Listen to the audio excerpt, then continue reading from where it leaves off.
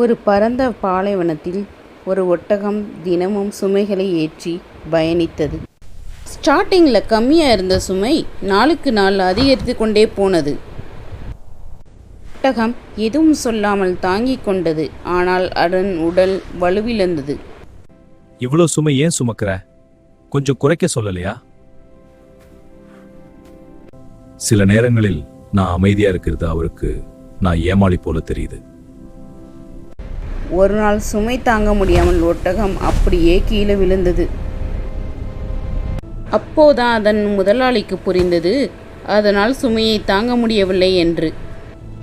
இந்த ஒட்டகத்தைப் போலதான் நாமும் முடிந்த அளவு வேலைகளை மட்டும்தான் நம்மால் பார்க்க முடியும். அளவுக்கு அதிகமான வேலைகளை தந்தால் அந்த இடத்தை விட்டே செல்ல வேண்டும். அதுதான் நல்லது. இந்த கதை பிடித்தால் லைக் பண்ணுங்க, கமெண்ட் பண்ணுங்க, மறக்காம சப்ஸ்கிரைப் பண்ணிடுங்க.